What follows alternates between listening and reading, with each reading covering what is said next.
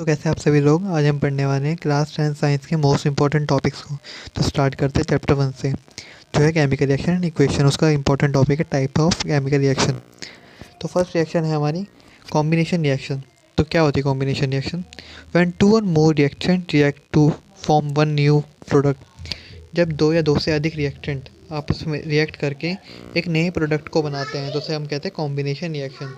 जैसे कि जब कैल्शियम ऑक्साइड वाटर से रिएक्ट करते तो कैल्शियम हाइड्रोक्साइड बना देता है। तो ये हमारी कॉम्बिनेशन रिएक्शन है, जब दो रिएक्टेंट मिलके एक सिंगल प्रोडक्ट को बना रहे हैं। ठीक है।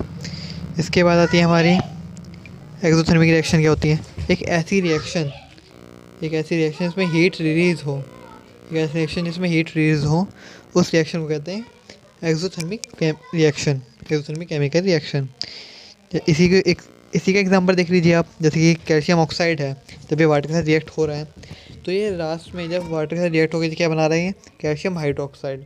और हीट को रिलीज़ भी कर रहा है। क्या हीट को रिलीज़ भी कर रहे हैं। तो हम कह सकते हैं combination reaction also exothermic reaction. Combination reaction है, एक्सोथर्मिक रिएक्शन भी है।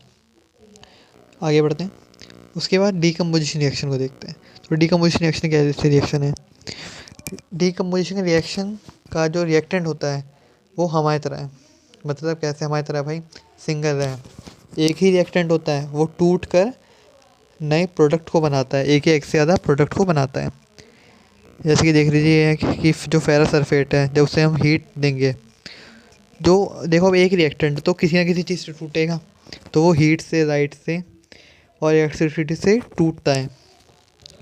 जब फेरस सल्फेट टूटेगा तो वो फेरिक ऑक्साइड बनाएगा, सल्फाइड बनाएगा और सल्फेट बनाएगा। ठीक है। देन उसके बाद आती है हमारी एंडोथर्मिक रिएक्शन। एंडोथर्मिक रिएक्शन में क्या होता है?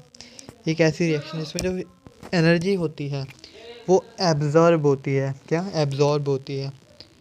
ये जो एंडोथर्मिक रिएक्शन होती है ना, वो बेसिकली कहाँ पे आती है? यह आती है हमारी डीकम्पोजिशन रिएक्शन में। किसमें होती है रे? डीकम्पोजिशन रिएक्शन में, क्योंकि डीकम्पोजिशन रिएक्शन में हमें एनर्जी की ज़रूरत होती है प्रोडक्ट को तोड़ने के लिए। उसके बाद आती है डिस्प्लेसमेंट रिएक्शन। डिस्प्लेसमेंट रिएक्शन में क्या होता है?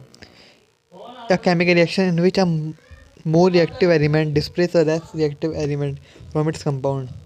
डिस्प्लेसमेंट रिएक्शन में क्या होता है? एक ऐसी केमिकल रिएक्शन जिसमें जो मोर रिएक्टिव एलिमेंट होता है, जो ज़्यादा रिएक्टिव एलिमेंट होता है, वो लेस रिएक्टिव एलिमेंट को डिस्प्लेस कर देता है, अपनी जगह से हटा देता है।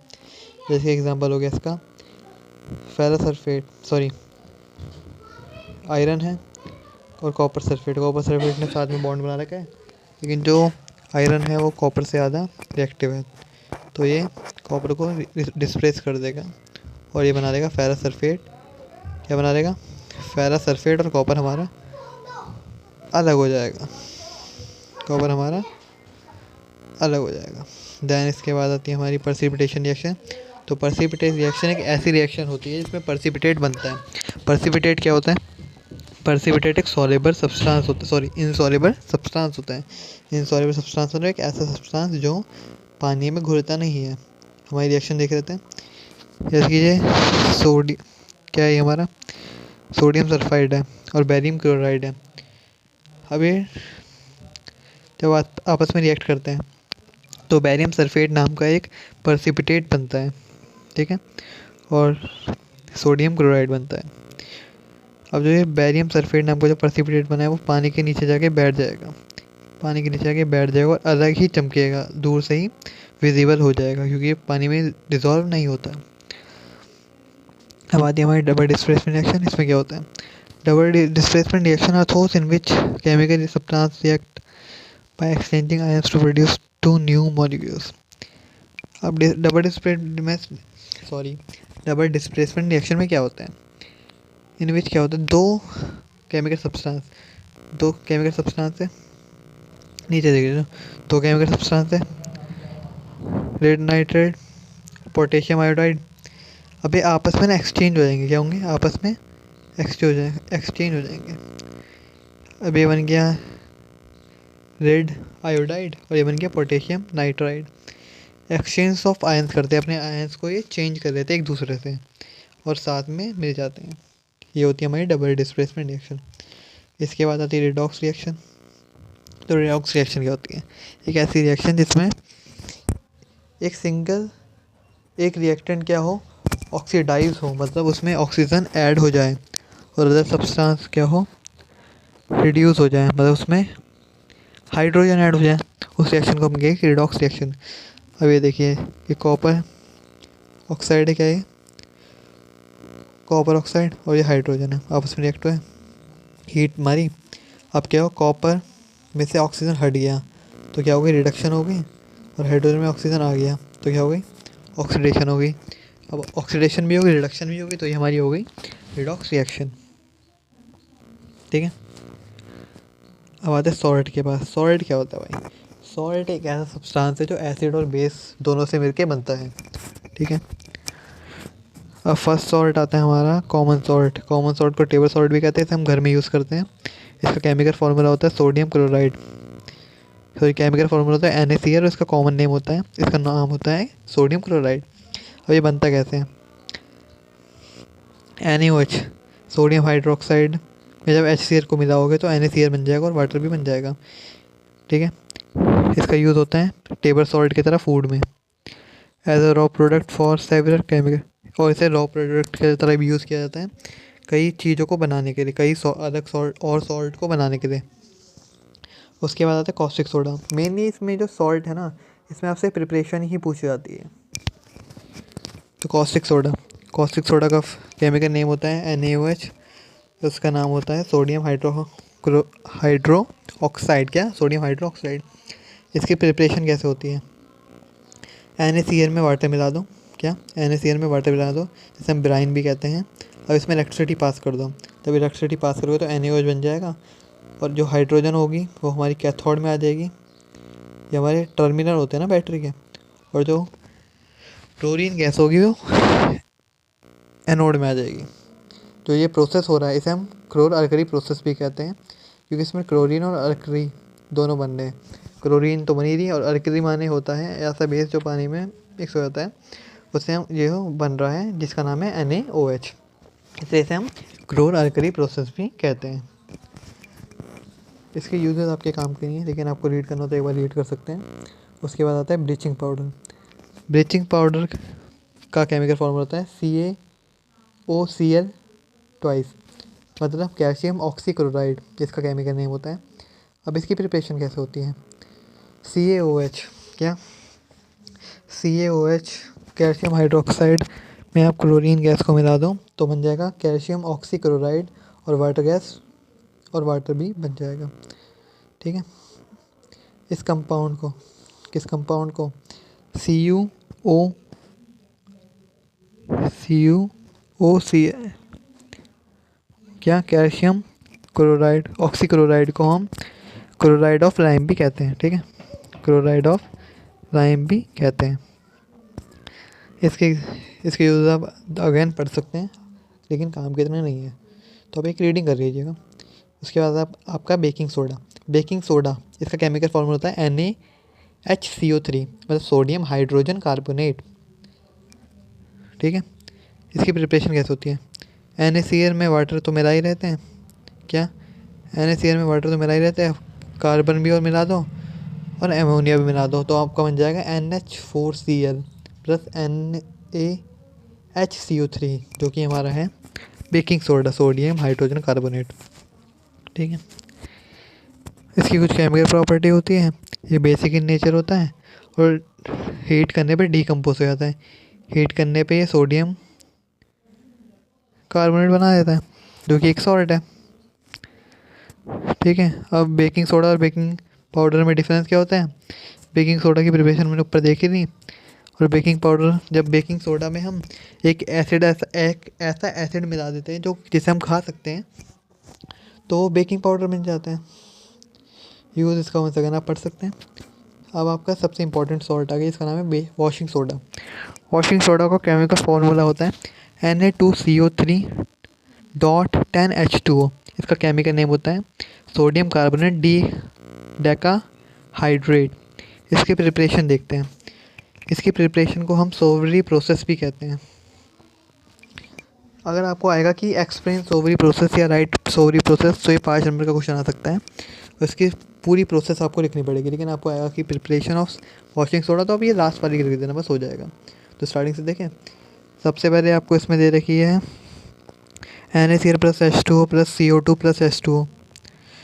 ये जब करेंगे हम तो क्या होगा, NaCO3 बन जाएगा प्लस NH4Cl बन जाएगा। उसके बाद यहाँ से NaCO3 को ले लेंगे, उसको हीट करेंगे तो Na2CO3 बन जाएगा प्लस H2O प्लस CO3 अब यहाँ से Na2CO3 को ले लेंगे, Na2CO3 को ले लिया, इसको हम 10 वाटर ऑफ क्रिस्टलाइजेशन के साथ रिएक्ट करवाएंगे, तो हमारा Na2CO3 डॉट 10 वाटर की क्रिस्टलाइजेशन बन जाएगा। तो यहाँ पे हमारा सोडियम कार्बोनेट डेकाहाइड्रेट बन गया, जो कि हमारा वॉशिंग सोडा है। तो इस तरह से वॉशिंग सोडा की प्रिपरेशन होती है। इसके यूजेस आप पढ़ सकते हैं। POP, plasters of Paris, plastic नहीं प्लास्टर, ठीक है, प्लास्टर ऑफ पेरिस। इसका केमिकल फार्मूला होता है कैल्शियम सल्फेट हेमीहाइड्रेट। इसका कैल्शियम केमिकल फार्मूला होता है CaSO4 डॉट हाफ H2O। इसकी प्रिपरेशन कैसे होती है, एक सब्सटेंस होता है जिप्सम, क्या जिप्सम, उसको जब हम 100 डिग्री में हीट करते हैं तो वो बना देता है कैल्शियम सल्फेट हेमीहाइड्रेट, ठीक है।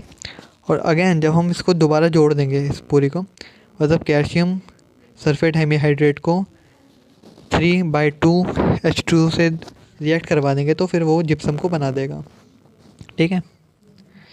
इसके यूज़ आप पढ़ सकते हैं। अब हमारा आता है कार्बोनेटेड्स कंपाउंड वाला चैप्टर। इसमें हमारा है एक्सट्रैक्शन ऑफ मैटर, मैटर को कैसे निकाला जाता है। Action matter from ores is called extraction of matter for extension divide into 3 part, ठीक है। एक्सट्रैक्शन ऑफ मैटर, मैटर का एक्सट्रैक्शन करना मतलब मैटर्स को निकालना, क्या मैटर्स को निकालना।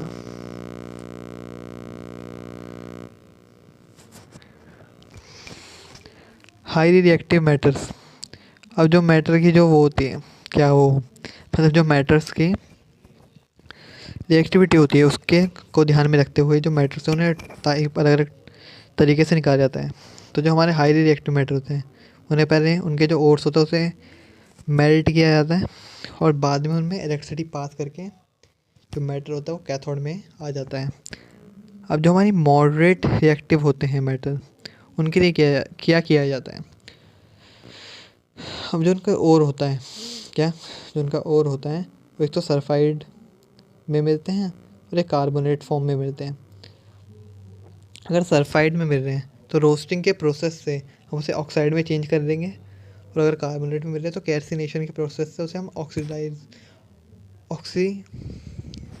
ऑक्साइड में चेंज कर देंगे, ठीक है। अब ऑक्साइड बन गया तो उसको हम रिडक्शन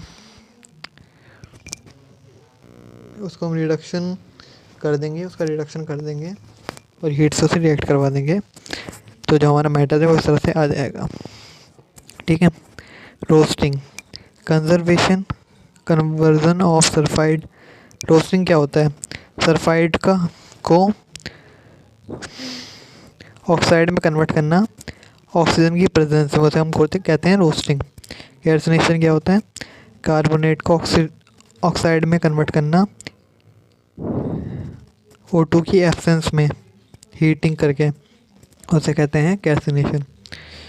अब जो रेस रिएक्टिव एलिमेंट मैटर है उनके लिए क्या किया जाता है, जो हमारे रेस रिएक्टिव एलिमेंट हैं, तो जो रेस रिएक्टिव मैटर है उनके लिए क्या किया जाता है। अगर वो सल्फाइड फॉर्म में होता है तो ऑक्साइड में किया जाता है, कार्बोनेट फॉर्म में होता है तो भी ऑक्साइड फॉर्म में किया जाता है। कैल्सिनेशन से कार्बोनेट को ऑक्साइड बनाते हैं, और रोस्टिंग से सल्फाइड को ऑक्साइड बनाते हैं, और देन ऑक्साइड से मैटर को निकाल लिया जाता है। अब इसके बाद आती है आपकी थर्माइट रिएक्शन, ठीक है। इसके बाद आती है थर्माइट रिएक्शन। तो थर्माइट रिएक्शन क्या होती है, displacement reaction between air and Fe2O3, ammonia और फेरिक ऑक्साइड के बीच की रिएक्शन को हम के बीच में जो डिस्प्लेसमेंट रिएक्शन होती है उसे हम थर्मल रिएक्शन कहते हैं। इसमें क्या होता है, large amount of heat produce होती है, जिससे जो जो आयरन होता है वो पिघल जाता है, जिससे हम molten iron, that reaction produce molten iron. इससे क्या होता है, मोल्टन आयरन की पिघली हुई फॉर्म बनती है। ठीक है, इस रिएक्शन को कहते हैं थर्माइट रिएक्शन। नीचे इसकी इक्वेशन दे रही है। इस रिएक्शन को यूज़ किया जाता है रेलवे ट्रैक को जोड़ने के लिए। अब मैटर की रिफाइनिंग कैसे होती है, the matter produce by various reaction process describe वो आर नॉट वेरी प्योर। अब जो आपको एक्सट्रैक्शन हुई मैटर की, अब वो निकले हैं भाई, वो प्योर तो होंगे नहीं, दे कंटेन, उनके अंदर इम्प्योरिटीज होगी, रिमूव करना पड़ेगा। The most widely use method, अब जो मोस्ट कॉमन मेथड है जिससे सारी रिफाइनिंग की जाती है उसे कहते हैं इलेक्ट्रोलाइटिक रिफाइनिंग। इससे ही मैटर को रिफाइन किया जाता है। अब आते हैं 4th चैप्टर में, तो देखते हैं कि कोवेलेंट बॉन्ड क्या होता है भाई। कोवेलेंट बॉन्ड क्या होता है, क्या, ठीक है। A type of chemical bond in which 2 atom share pair of electron, एक ऐसा बॉन्ड जिसमें जो 2 एटम हैं वो इलेक्ट्रॉन को शेयर करें, उसे कहते हैं कोवेलेंट बॉन्ड। ये 2 एटम हैं, हाइड्रोजन के 2 एटम हैं, अब 2 पेयर ऑफ इलेक्ट्रॉन को शेयर कर रहे हैं, तो ये हमारा कोवेलेंट बॉन्ड है। आगे समझे। सिंगल कोवेलेंट बॉन्ड, जिसमें जो 2 एटम हैं वो एक जोड़ी इलेक्ट्रॉन को शेयर करेंगे, उसे हम कहेंगे single covalent bond. Double covalent bond, जिसमें वो 2 पेयर को करेंगे, 4 इलेक्ट्रॉन को शेयर करेंगे, उसे हम कहेंगे डबल कोवेलेंट बॉन्ड। ये ऑक्सीजन करता है, और सिंगल कोवेलेंट वाला कौन करता है, हाइड्रोजन। उसके बाद ट्रिपल कोवेलेंट बॉन्ड, जिसमें 3 पेयर ऑफ इलेक्ट्रॉन को शेयर किया जाएगा, ये हमारा नाइट्रोजन परफॉर्म करता है। इसके बाद आता है हमारा, अब देखिए 3 से ज़्यादा बॉन्ड नहीं बनते भाई बेसिकली। अब ऑर्गेनिक कंपाउंड क्या होते हैं, compound containing carbon and found in nature, ऐसे कंपाउंड जो नेचर में पाए जाते हैं और जिसके अंदर कार्बन होता है उसे हम कहते हैं ऑर्गेनिक कंपाउंड। उसके बाद आता है टाइप ऑफ ऑर्गेनिक कंपाउंड।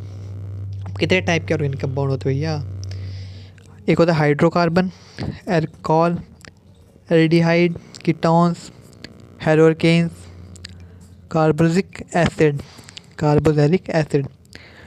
ठीक है। हाइड्रोकार्बन क्या होते हैं, organic compound containing carbon and और हाइड्रोजन, ऐसे ऑर्गेनिक कंपाउंड जिसमें कार्बन हाइड्रोजन होता है उसे हाइड्रोकार्बन कहते हैं। इसके एग्जाम्पल हो गए CH4 C2H6। और सैचुरेटेड हाइड्रोकार्बन, जिसे हम एल्केन्स कहते हैं, ऐसे हाइड्रोकार्बन जिसमें जो सिंगल कोवेलेंट बॉन्ड होता है कार्बन एटम के बीच में।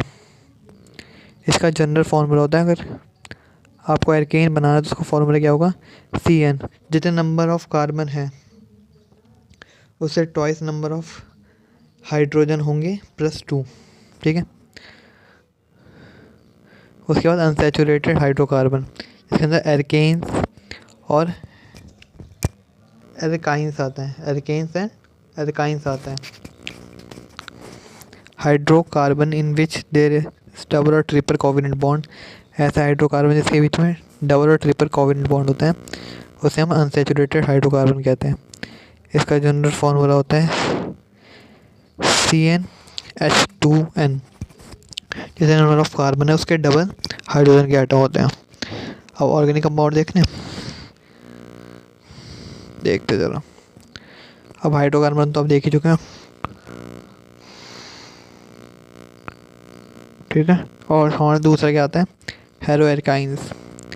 इसमें क्या होता है, इसमें कार्बन के साथ कोई एक हेलोजन लगता है, कोई एक मेटल लगता है, जैसे कि फ्लोरीन हो गया, क्लोरीन हो गया, ब्रोमीन हो गया, आयोडीन हो गया। ये प्रीफिक्स रखता है। प्रीफिक्स अफिक्स तो पता है ना, पढ़ा होगा आपने। प्रीफिक्स माने जो आगे लगे, सफिक्स नाम है जो पीछे लगे। ठीक है। हाँ, तो उसके बाद एल्कोहल आता है। एल्कोहल में क्या होता है, कार्बन और OH, कार्बन के साथ OH होता है और इसका सफिक्स होता है OL। मतलब अगर कोई एल्कोहल का होगा ना तो सिंबल बनेगा तो उसमें ना लास्ट में ओ एल लग जाएगा।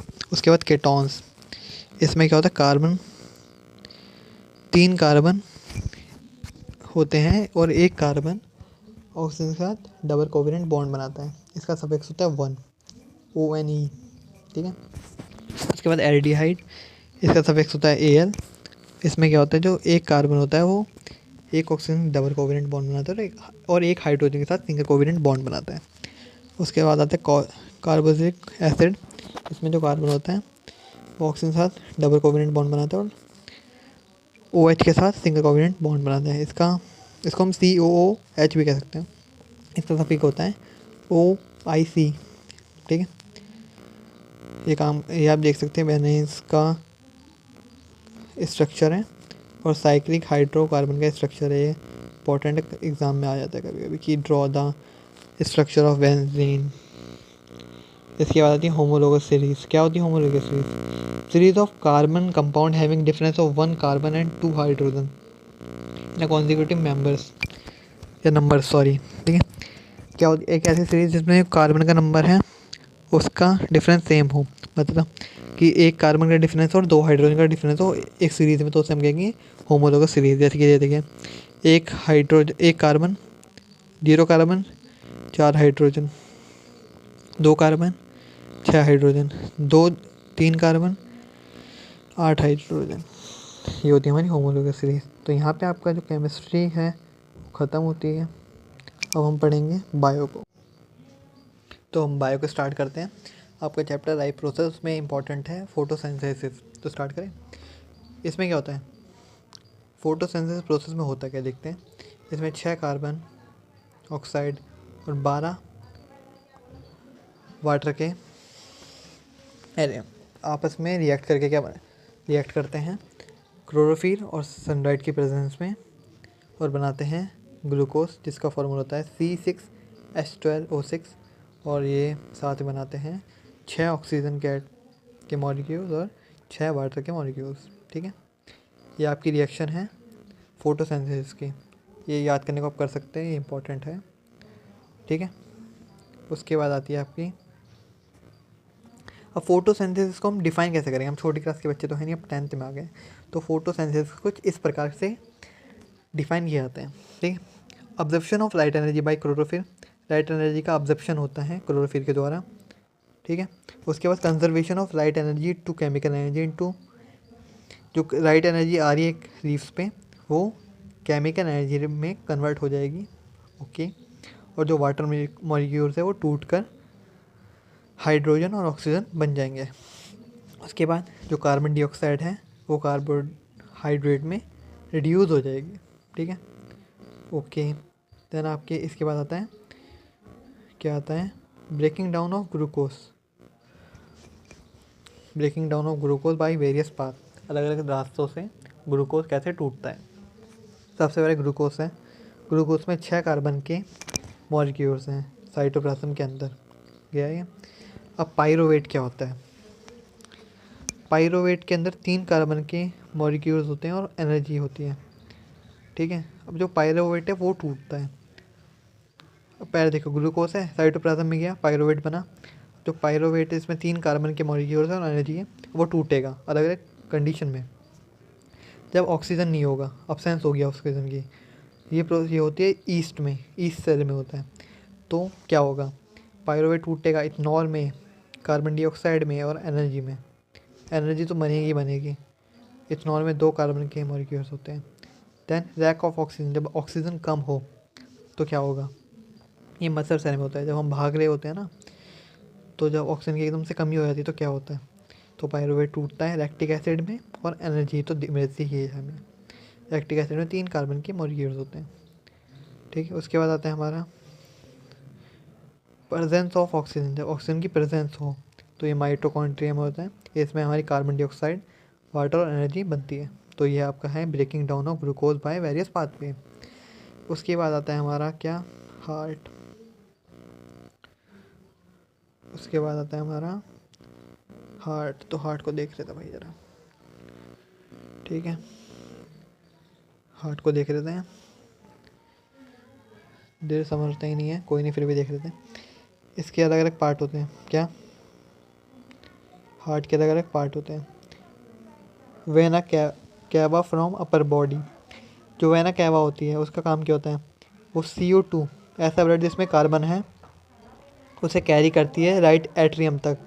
राइट एट्रियम क्या करता है? राइट एट्रियम कैरी करता है CO रिच ब्लड, ऐसा ब्लड जिसमें कार्बन डाइऑक्साइड उसे कैरी करता है। ठीक है। वेना कावा, ये वेना कावा दिख रही है आपको? ये देखो, ये क्या करती है? कैरी करती है ब्लड को राइट वेंट्रिकल्स तक। राइट वेंट्रिकल्स क्या करता है? Right ventricles O2 rich blood को कैरी करता है। सेप्ट्रम क्या होती है? सेप्टम एक वॉल होती है जो डिवाइड करती है लेफ्ट साइड ऑफ हार्ट को राइट साइड ऑफ हार्ट से अलग करके रखती है। उसके बाद ऑर्टा, ऑर्टा का काम क्या होता है? तो carry blood away from heart to rest of body. Aorta blood को हार्ट से दूर रह जाती है, बॉडी की तरफ रह जाती है, पूरी बॉडी में सर्कुलेट करने का काम करती है। उसके बाद आता है हमारा, क्या आता है उसके बाद? Pulmonary arteries, they carry deoxygenated blood from lungs to heart. ये ऐसा ब्लड कैरी करती है, इसमें CO2 होता है लंग्स से हार्ट तक। ठीक है। और ऑक्सीजनेटेड ब्लड को, ऐसा ब्लड जिसमें ऑक्सीजन होता है ब्लड से पूरी बॉडी तक। सॉरी, ऑक्सीजनेशन और ब्लड, सॉरी, क्या करती है पल्मोनरी आर्टरी? दोबारा बताता हूँ। ये डीऑक्सीजनेटेड ब्लड कैरी करती है, ऐसा ब्लड जिसमें ऑक्सीजन है, सॉरी, ऐसा ब्लड जिसमें CO2 है, उसको लंग्स से हार्ट तक लेके जाती है और ऑक्सीजेशन करती है, उसको कन्वर्ट करती है ऑक्सीजनेटेड ब्लड में, उसमें ऑक्सीजन ऐड करवाती है। ठीक है। पल्मोनरी वेन क्या करती है? They oxygenated blood from lungs to heart. ये ऑक्सीजनेटेड ब्लड को हार्ट से, लंग्स से हार्ट तक पहुंचाती है और हार्ट पूरी बॉडी में पंप कर देता है। ठीक है। लेफ्ट एट्रियम, लेफ्ट एट्रियम में O2 रिच ब्लड होता है, ऐसा ब्लड होता है इसमें O2 होती है। वेल्व्स क्या करती है? Are present on both side to permanent back flow. Valves इसलिए होती है ताकि, कहा ये है ना वेल्व्स, ताकि बैक फ्लो ना हो, ब्लड उल्टा ना आ जाए वापस। और लेफ्ट वेंट्रिकल्स भी O2 रिच ब्लड ही कैरी करती है। हो गया? ठीक है। उसके बाद आता है हमारा, क्या आता है भैया?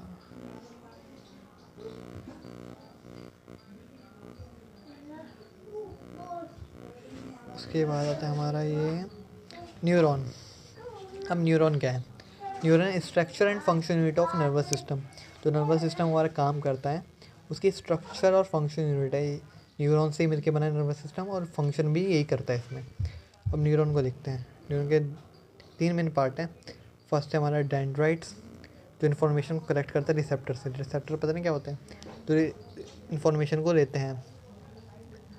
रिसेप्टर हमारी नाक में होते हैं, मुंह में होते हैं, अलग अलग बॉडी पार्ट में होते हैं जो स्टिमुलाइज में रिएक्ट करते हैं। ये आपने पढ़ रखा है, यहाँ पे हम सिर्फ इंपॉर्टेंट टॉपिक पढ़ रहे हैं, तो मैं डिटेल में नहीं बता सकता। ठीक है। ठीक है। डेंड्राइट क्या करता है? इन्फॉर्मेशन कलेक्ट करता है रिसेप्टर से in the form of electric impulses. Electric impulses के फॉर्म में इंफॉर्मेशन कलेक्ट करता है। सेल बॉडी क्या करती है? इंफॉर्मेशन एज इलेक्ट्रिक इम्पल्सेस और एक्सॉन, सेल बॉडी और एक्सॉन, इनके पास इंफॉर्मेशन पहुंचती है इलेक्ट्रिक इम्पल्सेस की फॉर्म में और ये आगे कैरी करवा देती है। साइनेप्स क्या होता है? पार्ट वेयर इलेक्ट्रिक सिग्नल, क्या साइनेप्स क्या होता है हमारा? क्या भैया साइनेप्स, साइनेप्स क्या होता है? ये तो बाहर कैसे आ गए हम? कोई ना, लो वापस आ गए। साइनेप्स क्या होता है? Synapse part where electrical signal is converted into chemical message from onward transmission to next neuron by release of neurotransmitter। एक ऐसा पार्ट होता है जहाँ पे जो इलेक्ट्रिकल सिग्नल होता है वो केमिकल मैसेज में कन्वर्ट होता है दोबारा। जो जो हमारा इंफॉर्मेशन होता है वो यहाँ से बाहर निकलेगा ना, ये साइनेप्स से गैप होता है बेसिकली, जो 2 न्यूरॉन के बीच में होता है। ठीक है। और यहाँ पे दूसरा न्यूरॉन है, तो यहाँ पे जब ये बाहर निकल गया, इलेक्ट्रिकल सिग्नल है, अब केमिकल सिग्नल में साइनेप्स से कन्वर्ट कर देगा। वो केमिकल सिग्नल दोबारा दूसरे न्यूरॉन की डेंड्राइट से आगे पास ऑन हो जाएगा। ठीक है। तो काम पता लग गया, डेंड्राइट इन्फॉर्मेशन कलेक्ट करता है, cell body oxygen, cell body और एक्सॉन इन्फॉर्मेशन को कैरी करता है। जो मेलाइन शीट होती है, इसका काम होता है जो इन्फॉर्मेशन जा रही है उसकी स्पीड को बढ़ाना, ठीक है। और ये आपका लास्ट में आपका ये स्ट्रक्चर है, यहाँ पे ये स्ट्रक्चर साइनेप्स से कनेक्ट होता है, और साइनेप्स पता ही आपको क्या करते हैं, अभी मैंने बता दिया आपको कि क्या करते हैं। वो इलेक्ट्रिक सिग्नल को केमिकल सिग्नल में कन्वर्ट कर देते हैं और दूसरे न्यूरॉन्स की डेंड्राइट्स में पहुंच जाते हैं। इसके बीच में क्या होता है, न्यूरो ट्रांसमीटर होते हैं जो ये सब करने में हेल्प करते हैं। ये बता दिया ना साइनेप्स क्या है। The point of contact between the terminal branches of axon of neuron with the dendrites of another neuron is called synapse. ये पॉइंट ऑफ कॉन्टैक्ट एक ऐसा पॉइंट है जहाँ पे कॉन्टैक्ट होता है एक न्यूरॉन की ब्रांच का दूसरे न्यूरॉन के डेंड्राइट से। अब देखते हैं रिफ्लेक्स एक्शन क्या होता है। क्या भैया रिफ्लेक्स एक्शन क्या होता है? एक quick sudden immediate response of body to certain stimulus that involves spinal cord. एक सडन रिएक्शन, एक अचानक से लिया गया एक्शन जो एक सिम्पटमाइज के तहत होता है, उसे हम कहते हैं रिफ्लेक्स एक्शन। आप मान लीजिए आप एकदम कई किसी के ख्यालों में खो रखे हो और एकदम से आगे कर दो, तो आप क्या करेंगे, एकदम से चौक से आएंगे ना। तो आपने जो एक्शन किया वो आपका रिफ्लेक्स एक्शन है। या आपको पता नहीं कि कढ़ाई गर्म है, आपने कढ़ाई में हाथ रख दिया, अपने हाथ एकदम से पीछे लिया, ये आपका रिफ्लेक्स एक्शन है। अब रिफ्लेक्स आर्क एक ऐसी आर्क होती है जो हमें हेल्प करती है रिफ्लेक्स एक्शन करने में। एक ऐसा पाथ होता है जिससे रिफ्लेक्स एक्शन परफॉर्म होता है। सबसे पहले स्टिमुलाई आउटर सिग्नल, उसे रिसीव किया रिसेप्टर ने, रिसेप्टर ऑर्गन ने। अब सेंसरी न्यूरॉन ने इन्फॉर्मेशन को कलेक्ट किया। बाहर कैसे आ गए भैया यार, ये यही दिक्कत होती है इसमें, ठीक है। रिसेप्टर ने कैरी किया, रिसेप्टर ऑर्गन ने कैरी किया, पहले तो साइड हट पाए। रिसेप्टर ने कैरी किया, रिसेप्टर से कहाँ पे आ गया, सेंसरी न्यूरॉन ने। कहाँ पे, सेंसरी न्यूरॉन पे। अब जो सेंसरी न्यूरॉन है वो इन्फॉर्मेशन को लेके जाएगा कहाँ पे लेके जाएगा, स्पाइनल कॉर्ड के पास लेके जाएगा। और जो स्पाइनल कॉर्ड है कहेगी कि भाई फटाफट रिएक्ट करो वरना हम तो मर जाएंगे, हमारा हाथ जल जाएगा, कढ़ाई पे से हटाना पड़ेगा। तो मोटर न्यूरॉन ये बात कहेगा इफेक्टर ऑर्गन को, मतलब इन्फॉर्मेशन पहुँचाएगा, बात तो नहीं कहेगा एक्चुअल में, इन्फॉर्मेशन पहुँचाएगा इफेक्टर ऑर्गन तक, और इफेक्टर ऑर्गन रिस्पॉन्स देगा और हम अपना हाथ को हटा देंगे। उसके बाद पढ़ते हैं हार्मोन इन एनिमल, ठीक है। दिस आर द हार्मोन क्या होते हैं, ये केमिकल मैसेंजर होते हैं जो कुछ अमाउंट में हमारी बॉडी के अंदर निकलते हैं ग्लैंड से, ठीक है, ओके। अब हम हार्मोन के बारे में पढ़ते हैं अलग अलग जो हमारे पास हैं एनिमल के अंदर जो होते हैं। थायरॉक्सिन हार्मोन जो होता है वो थायराइड में होता है, और जो थायराइड एंडोक्राइन होता है वो हमारे एंडोक्राइन मतलब जाते ही नहीं करते हैं, और जो थायराइड ग्लैंड एंडोक्राइन होता है वो हमारे नेक वाले रीजन में प्रेजेंट होता है, गले वाले में। इसका काम क्या होता है, regulation of metabolism, carbohydrate, fats and protein, इसको रेगुलेट करने का काम इसका होता है। उसके बाद आता है ग्रोथ हार्मोन जो निकलता है पिट्यूटरी ग्लैंड से, ये लोकेट होता है मिड ब्रेन के पास। Regulation of growth and development, इसका काम होता है ग्रोथ और डेवलपमेंट को रेगुलेट करके रखना। उसके बाद आता है एड्रेनलिन हार्मोन, ये एड्रेनल ग्लैंड से एंडोक्राइन से निकलता है जो हमारी किडनी के ऊपर होता है, ठीक है। Regulation in rise of blood pressure and heart beat during emergency, blood pressure को रेगुलेट करने का काम करता है और हार्ट बीट को भी जब एमरजेंसी होती है, इसको हम एमरजेंसी हार्मोन भी कहते हैं। उसके बाद हमारे testosterone and estrogen, testosterone male के अंदर होते हैं और एस्ट्रोजन फीमेल के अंदर होते हैं, ये दो हार्मोन, ठीक है। टेस्टोस्टेरोन हमारे टेस्टिस में प्रेजेंट होते हैं और एस्ट्रोजन ओवरीज में, ये लोअर एब्डोमिनल में होते हैं, नीचे की तरफ होते हैं। ये प्यूबर्टी से रिलेटेड चेंजेस हमारी बॉडी के अंदर लेके आते हैं। उसके बाद आता है इंसुलिन जो होता है पैनक्रियास के पास होता है, और ये बिलो स्टोमच के नीचे होता है। ये शुगर लेवल को कम करता है और ग्लूकोज को हाँ सॉरी सॉरी सॉरी, इंसुलिन ना दो, इंसुलिन जो है वो शुगर लेवल को कम करता है, ठीक है। और जो ग्लूकोज होता है, ग्लाइकोजन होता है, वो शुगर लेवल को बढ़ा देता है। पैनक्रियास दो हार्मोन निकालता है, इंसुलिन और ग्लाइकोजन, ठीक है। अब आते हैं sexual reproduction in flowering plant. जो सेक्सुअल पार्ट होता है पूरे प्लांट के अंदर, जो फ्लावर होता है ना, वही सेक्सुअल रिप्रोडक्शन परफॉर्म करता है। तभी तो फल फूल में बदल जाता है, सॉरी फूल फल में बदल जाता है। रिप्रोडक्टिव पार्ट देख रहे हैं, इसका रिप्रोडक्टिव पार्ट होता है मेल के अंदर एंथर और फिलामेंट, जिसको मिला के कहते हैं हम स्टेमन। फीमेल के अंदर स्टिग्मा, स्टाइल और ओवेरी, जिसे हम पिस्टिल कहते हैं। पिस्टॉन नहीं भाई, पिस्टिल, क्या पिस्टिल।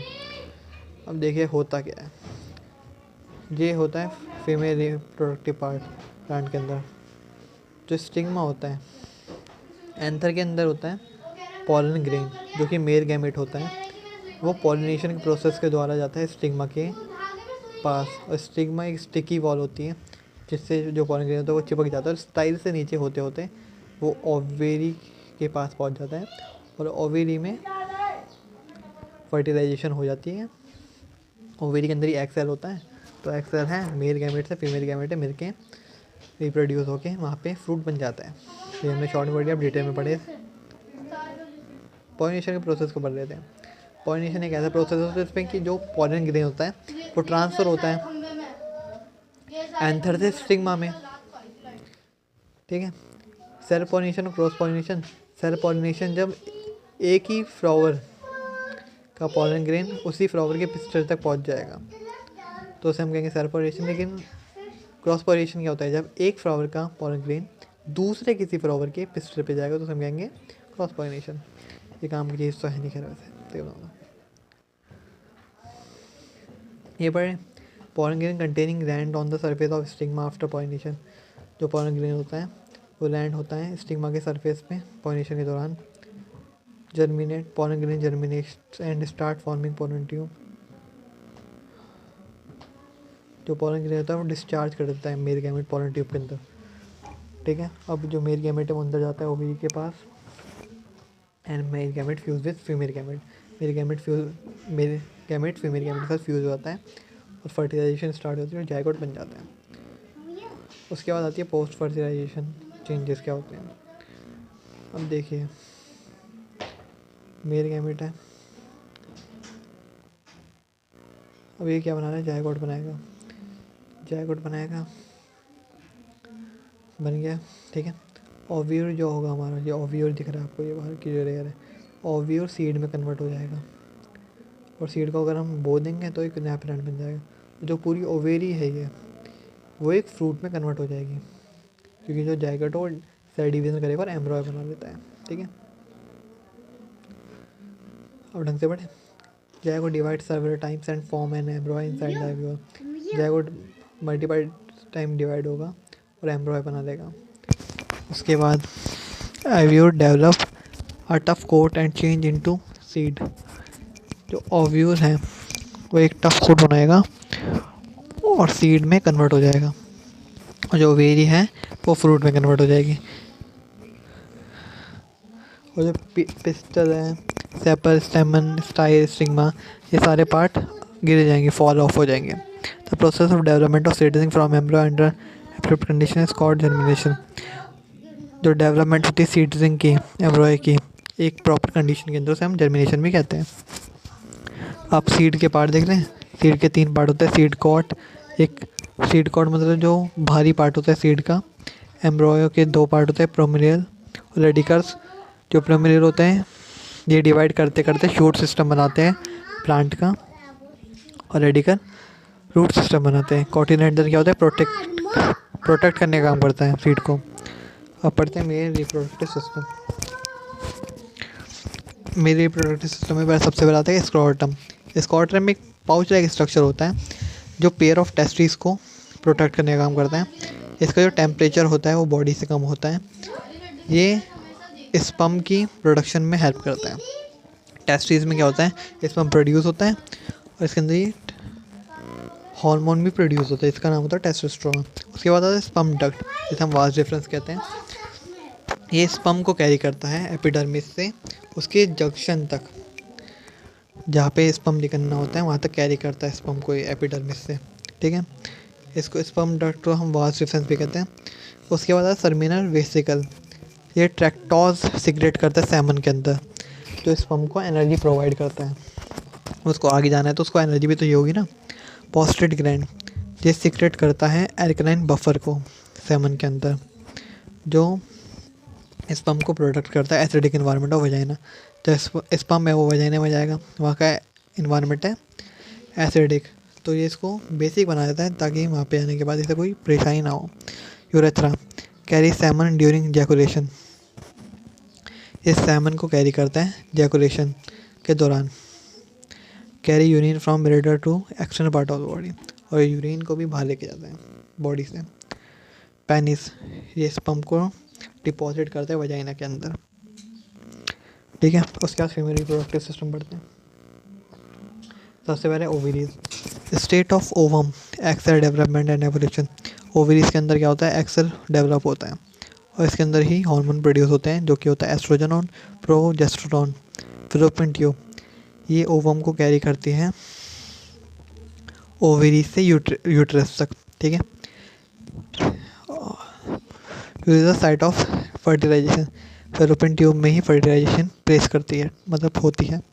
उसके बाद यूट्रस, जिसे हम वोम भी कहते हैं, एक पियर शेप्ड ऑर्गन होता है जहाँ पे हमारा एम्ब्रो है, इसे हम गर्भ कहते हैं। ठीक है, गर्भ, यहाँ पे ही एम्ब्रो और फ्यूटस की डेवलपमेंट होती है और मेंस्ट्रुएशंस भी होती हैं। The attachment of growing embryo with uterus is known an implantation, जब जो ग्रोइंग एम्ब्रॉय जो बन रहा है, जब वो यूटरस की वॉल से अटैच हो जाता है तो उसे हम इम्प्लांटेशन कहते हैं। ये इससे अटैच होता है ताकि उसे सप्लाई हो सके, ब्लड फूड इसे मिल सके, एक एनर्जी वगैरह मिल सके, इसलिए अटैच होता है। उसके बाद सर्विक्स, सर्विक्स क्या होती है, separate the vagina from uterus, ये वजाइना को यूटरस से अलग करती हैं और फ्यूटस को होल्ड करके रखती हैं प्रेगनेंसी के दौरान। ठीक है, directs during the birth to foetus to leave the uterus, और अलाउ करती है फ्यूटस को यूटरस को छोड़ने के लिए। उसके बाद वजाइना, इसे हम बर्थ कैनल भी कहते हैं, कि extend from cervix to external environment, extend होता है सर्विक्स को एक्सटर्नल इन्वायरमेंट से। ये एक ऐसा एक पैसेज वे प्रोवाइड करता है स्पर्म को आने के लिए और मेंस्ट्रुएशन फ्लो को जाने के लिए। फंक्शन एज सब बर्थ में बहुत बड़ा फंक्शन प्ले करता है, मतलब काम करता है। उसके बाद सेक्स डिटरमिनेशन, अब जो बच्चा आ रहा है उसके सेक्स क्या होगा, मतलब जो उसका जेंडर क्या होगा, वो मेल होगा या फीमेल होगा, गर्ल बेबी होगा या बेबी बॉय होगा। The process by which sex of an individual decided by determine genetic material, जो बेबी का जो सेक्स है वो डिटरमाइन कैसे होगा, उसके जेनेटिक मटेरियल से। अब ह्यूमन बॉडी के अंदर 23 पेयर ऑफ क्रोमोसोम्स होते हैं, 22 पेयर्स होते हैं ऑटोसोम्स और 1 पेयर होते हैं सेक्स क्रोमोसोम।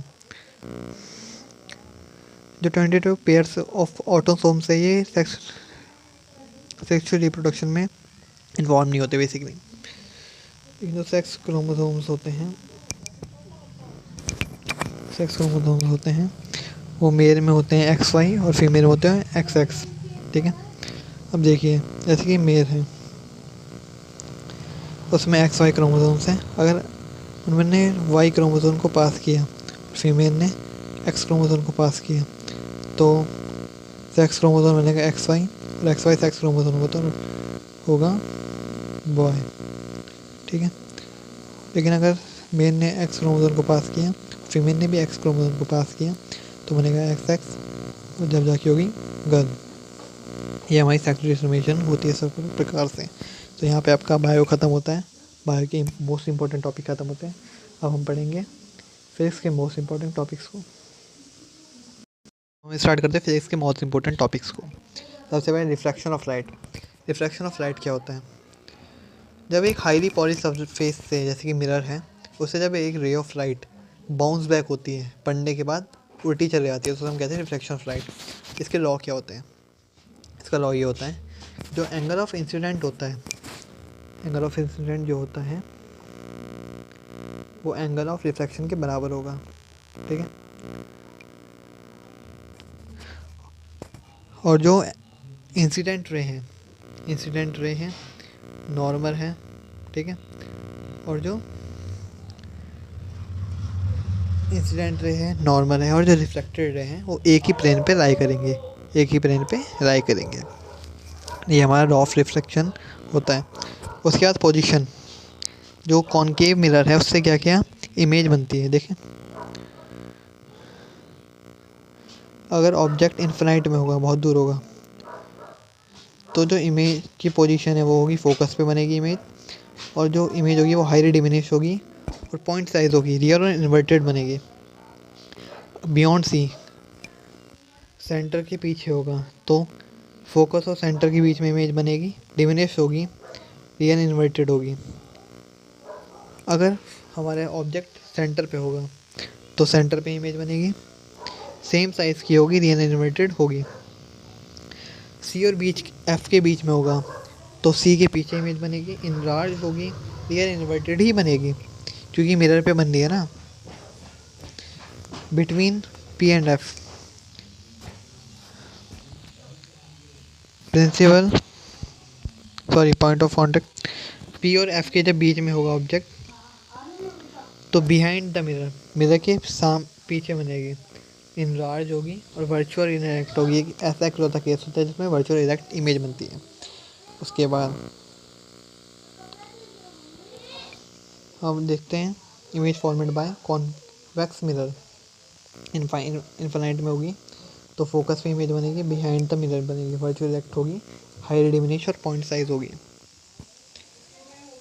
और अगर between pole of the mirror, infinite और पोल ऑफ मिरर के बीच में होगी तो पी एंड एफ के बीच में मिरर इमेज बनेगी, डिमिनिश्ड होगी और वर्चुअल इफेक्ट होगी। रिफ्रैक्शन ऑफ लाइट देख रहे हैं। रिफ्रैक्शन ऑफ लाइट बेसिकली क्या होता है, जब रे ऑफ लाइट एक सरफेस से, एक मीडियम 1 से मीडियम 2 में जाती है तो क्या होती है, उसकी रे ऑफ लाइट टेढ़ी हो जाती है, वो दूसरे सरफेस पे जाने पे बैंड हो जाती है, ठीक है। तो ये होता है refraction of light. When a ray of light go from one surface to another surface, it's path change, divert due to change in medium के चेंज होने की वजह से उसकी पाथ चेंज हो जाती है। अब लॉ ऑफ रिफ्रैक्शन क्या होता है, जो इंसिडेंट रे, रिफ्लेक्टेड रे और जो नॉर्मल है to the interface of two transparent media at the point of incident, जो ये तीनों रेज हैं वो एक ही प्लेन पे लाई करेगी, और जो sine i upon sine r है वो कांस्टेंट रहेगा, ठीक है। इसे स्नेल लॉ भी कहा जाता है। Sine i upon sine r, sine of incident ray upon sine of reflected ray वो कांस्टेंट रहेगा, अपॉन में ही रहेगा। इसके बाद डिफेक्ट्स ऑफ आइस पढ़ लेते हैं, आँखों में क्या क्या परेशानियां है। सबसे पहले कैटरैक्ट, जैसे मोतियाबिंद भी कहते हैं। इन ओल्ड एज, जब हम बूढ़े हो जाते हैं तो क्या होता है, तो हमारी जो कॉर्निया होती है वो क्लाउडी हो जाती है, उसके ऊपर बहुत सारे डस्ट के वजह से हमें दिखना बंद होता है, ठीक है। ये प्रॉब्लम है आई की, जो डिफीट है वो ओल्ड एज पीपल में दिखती है, जो बूढ़े हो जाते हैं काफ़ी। इसको करेक्ट कैसे कर सकते हैं, इसकी सर्जरी होगी और हमारा लेंस जो वो चेंज हो जाता है, ठीक है। उसके बाद आती है हमारी मायोपिया, इसे हम नियर साइटेडनेस भी कहते हैं। इसमें क्या होता है, can't see distinct object directly, हम दूर के ऑब्जेक्ट को नहीं देख पाते हैं। दूर की चीज़ वैसे भी किसी को नहीं दिखती भाई, तो छोड़ो, परसों नहीं आते हैं। दूर के ऑब्जेक्ट को हम देख नहीं पाते हैं। ऐसा क्यों होता है, तो हमारा जो लेंस होता है ना, आई लेंस, उसकी वजह से ऐसा होता है। इधर से उन्होंने near sightedness, a person with myopia can see near the object clearly but can't see, दूर के ऑब्जेक्ट नहीं देख पाएगा। In myopia eye image of distinct object formed in front of retina, क्योंकि जो क्यों नहीं देख पाता भाई, क्योंकि जो उसकी ऑब्जेक्ट की जो इमेज होती है वो रेटिना के सामने बनती है, रेटिना के अंदर नहीं बनती, रेटिना के सामने बनती है, इसके वजह से वो ऑब्जेक्ट को नहीं देख पाता। इसका इलाज कैसे होगा? कॉनकेव लेंस लगा लो तो ये ठीक हो जाएगी। कॉनकेव लेंस लगा लो, मायोपिया ठीक हो जाएगी। उसके बाद हाइपर मेट्रोपिया, इसमें क्या होता है, हम पास के ऑब्जेक्ट नहीं देख पाते हैं। अब ऐसा क्यों होता है? क्योंकि जो ऑब्जेक्ट, हमारी जो इमेज होती है वो रेटिना के पीछे बनती है, इस वजह से नहीं देख पाते। कॉन्वेक्स लेंस लगाओ, इमेज रेटिना पे बनेगी, वो ऑब्जेक्ट को देख पाएंगे, सिंपल। प्रेस बायोपिया, अब भैया हमारी दूर की नज़र भी कमज़ोर हो गई, पास की नज़र भी कमज़ोर हो गई। ऐसा ओल्ड एज पीपल में होता है जो बूढ़े हो जाते हैं, क्योंकि जो सिररी मसल्स होती हैं, जो एडजस्टमेंट सिररी मसल्स, पता है ना? तो को यार मैं बना के दिखाऊँ। सिररी मसल जो लेंस को पकड़ के रखती है, अब ये बार बार कॉन्ट्रैक्शन रिएक्शन कॉन्ट्रैक्शन रिएक्शन करते करते करते करते इनमें दिक्कत हो जाती है। जिस वजह से हम ना दूर की चीज़ देख पाते ना पास की। इसके लिए एक लेंस आता है, इसके अंदर कॉनकेव लेंस भी होता है और कॉन्वेक्स लेंस भी होता है। तो जिस पर इस तरह का होता है, देखिए नीचे ऐसा लेंस होगा ब्लर सा, और ऊपर साफ होगा, ठीक है। ड्राइंग अच्छी नहीं भाई मेरे ख्याल में। उसके बाद एटमॉस्फेरिक रिफ्रैक्शन क्या होती है? अब एटमॉस्फेयर में काफ़ी लेयर्स हैं, जिसकी वजह से उसमें रिफ्लेक्शन होती है, ठीक है। अब ट्विंकलिंग ऑफ स्टार चार टिमटिमाते क्यों हैं? अब जैसे कि हम जानते हैं, जो हमारी अर्थ है वो 24/7 घूमती रहती है, गोल गोल। अब वो घूम रही है तो एटमॉस्फेयर भी घूमता रहता है। अब स्टार तो अपनी प्लेस पे है, लेकिन अभी हमने यहाँ पे देखा एटमॉस्फेयर घूमेगा, तो वही तारा हमें दूसरी जगह पे दिखेगा। एक तो पहली बात तो तारा में सीधा दिख ही नहीं रहा, क्योंकि रिफ्लेक्शन हो रहा है, क्या रिफ्रैक्शन हो रहा है, जिस वजह से रे ऑफ लाइट कहीं है तो तारा कहीं और पे, लेकिन दिख कहीं और पे रहा है। और जब एटमॉस्फेयर घूम रहा है तो हमें लग रहा है कि वो तारा अपनी पोजीशन को, वो क्या एक्चुअल में क्या हो रहा है, वो अपनी पोजीशन को चेंज कर रहा है एटमॉस्फेयर की वजह से, लेकिन हमें हमारी आंखें देख नहीं पा रही, तो हमें लग रहा है कि वो टिमटिमा रहा है। क्या हो रहा है? टिमटिमा रहा है, ऐसे होता है। Advance sunrise and delayed sunset, जो सूरज है वो 2 मिनट पहले ही आ जाता है और 2 मिनट पहले ही चले जाता है। लड़के की बात नहीं कर रहा मैं, सन की बात कर रहा हूँ एक्चुअल में। वैसा क्या ऐसा क्यों होता है? देखिए जो सन है, रिफ्लेक्शन की वजह से क्या हो रहा है, इसकी इमेज पहले ही बन जा रही है नीचे, लेकिन इमेज ऊपर बन जा रही है। क्या है? नीचे इमेज ऊपर बन जा रही है, ये देखो ना, रिफ्लेक्शन हो रहा है, जिस वजह से डिलेड सनसेट और अर्ली सनराइज हो जाता है। स्कैटरिंग ऑफ लाइट, जब एक पार्टिकल में लाइट पड़ती है तो वो लाइट को फैला देता है, इसे कहते हैं स्कैटरिंग ऑफ लाइट। उसके बाद टिंडल इफेक्ट क्या होता है? When a beam of light strike such fine particle the pathway of become visible, जब जो लाइट होती है वो अलग अलग पार्टिकल में पड़ती है, इसकी वजह से वो विजिबल हो जाए, उसी को हम कहते हैं टिंडल इफेक्ट। ये इफेक्ट जंगलों में होता है कि जंगलों में हम टॉर्च मारते हैं तो जो लाइट होती है वो फैल जाती है, क्योंकि वो अलग अलग पार्टिकल में पड़ती है। उसके बाद हम पढ़ते हैं ओम लॉ, ठीक है, कम ही बचा हो जाएगा भी, ठीक है। ओम लॉ क्या कहता है? ओम लॉ कहता है कि अगर टेम्परेचर और डायमेंशंस डायरेक्शन सही रहे, कांस्टेंट रहे, तो करंट फ्लोइंग, जो हमारा वोल्टेज है वो करंट से डायरेक्टली प्रोपोर्शनल होगा। जितना अगर वोल्टेज बढ़ेगा तो करंट भी बढ़ेगा, वोल्टेज घटेगा तो करंट भी घटेगा। इसी से हमारा फॉर्मूला आता है V=IR। तो ये हमें जो कांस्टेंट का साइन है इसे हटाने के लिए हमें एक वेरिएबल यूज़ करना पड़ता है, जो हम R यूज़ करते हैं। ये बताता है कि जो वोल्टेज है वो बराबर है रेजिस्टेंस इनटू करंट के। इसका ग्राफ होता है, वोल्टेज और करंट का ग्राफ है। इसका जो स्लोप होगा वो अपवर्ड होगा, इसमें रेजिस्टेंस डायरेक्ट होगी, R होगी। ये करंट और वोल्टेज का ग्राफ है, इसमें 1/R रेजिस्टेंस होगी, ठीक है। रेजिस्टेंस क्या होती है?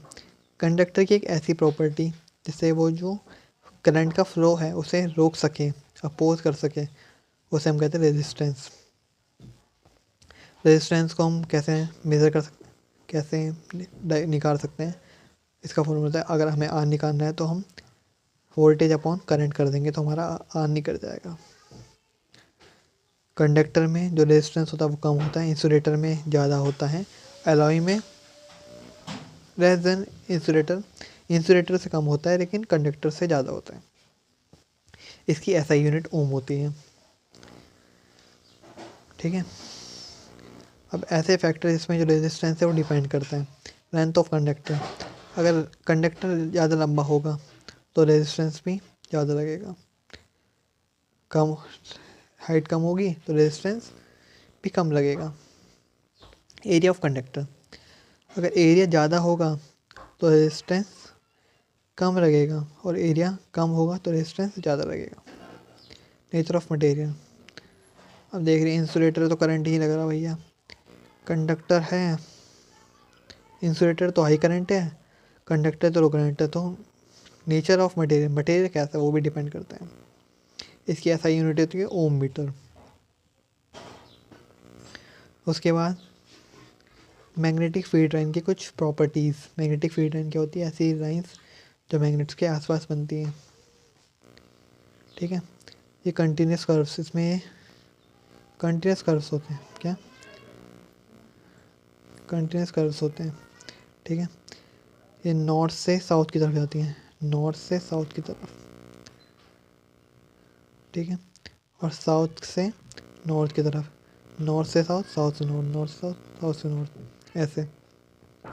ये स्ट्रॉन्ग होती है, जितनी ये पास होगी उतनी ज़्यादा इफ़ेक्टिव होगी, उतनी ज़्यादा स्ट्रॉन्ग होगी। ठीक है। सबसे ज़्यादा मैग्नेटिक इफ़ेक्ट होता है पोल्स में। कहाँ पे? पोल्स में, नॉर्थ पोल और साउथ पोल में। ये एक दूसरे को कभी काटती नहीं है, एक दूसरे को कभी काटती नहीं, सॉरी, एक दूसरे को भी काटती नहीं है। ठीक है। ये हमारी प्रॉपर्टी होती है। हाँ, tangent to magnetic field lines show direction of field. Tangent पता ना, ये जो टेंजेंट है वो मैग्नेटिक फील्ड लाइन की डायरेक्शन को बताता है। उसके बाद आता है राइट हैंड थंब रूल। अब हमें इमेजिन करना है कि हमने जो इंसुलेटर है, सॉरी जो वायर है उसको हमने पकड़ रखा है, वायर को हमने पकड़ रखा है, जिस तरफ वो वायर की डायरेक्शन उस तरफ को अपना थंब की डायरेक्शन करनी है। और जैसे हमारी फिंगर जैसे रैप हो रखी है इस तरफ को है हमारी फिंगर, तो ऐसे हमारी जो करंट है वो उसकी डायरेक्शन है इस तरफ को जा रही है। किस तरफ को? ऐसे। जिस तरफ को हमारी फिंगर बैंड्स होगी ना उस तरफ को करंट हमारा फ्लो कर रहा है, ये हमें मानना है। ये करंट की डायरेक्शन को पता करने के लिए किया जाता है राइट हैंड थंब रूल। उसके बाद Fleming right left hand rule. इसमें क्या होता है, जो हमारी फिंगर्स होती है, थंब को हम करंट मानते हैं और जो हमारी इंडेक्स फिंगर होती है उसे फोर्स, और जो इंडेक्स फिंगर के बाद मिडिल फिंगर होती है उसे हम फोर्स में, सॉरी, थंब को करंट, इंडेक्स फिंगर को मैग्नेटिक फील्ड, फोर्स को मिडिल फिंगर। तो ये तीन चीज़ों की डायरेक्शन पता करने के लिए किया जाता है फ्लेमिंग लेफ्ट हैंड रूल्स। उसके बाद देखते हैं कि सोलेनॉइड्स के अंदर अगर मैग्नेटिक फील्ड लाइन बनेगी तो क्या होगा, क्या इफेक्ट उसके अंदर होगा। तो सोलेनॉइड के अंदर जो मैग्नेटिक फील्ड लाइन है वो साउथ से नॉर्थ जाएगी और आउटसाइड में बाहर की तरफ नॉर्थ से साउथ और इनसाइड में साउथ से नॉर्थ, ऐसे। ठीक है। और ये यूनिफॉर्म होती हैं। करंट इन सोलेनॉइड, जितना मैग्नेटिक स्ट्रेंथ होगी उतना ज़्यादा करंट होगी, जितना मैग्नेटिक फील्ड लाइन उतना ज़्यादा करंट। नेचर ऑफ, जितना नंबर ऑफ टर्न्स, जितनी बार ये गोल गोल गोल गोल गोल गोल घूमेगा उतनी ज़्यादा मैग्नेटिक फील्ड लाइन, उतनी मैग्नेटिक फील्ड मजबूत होगी, उतनी स्ट्रॉन्ग होगी। डिस्टेंस, जितनी दूर मैग्नेटिक फील्ड लाइन होगी, जितनी दूर, क्या, जितनी दूर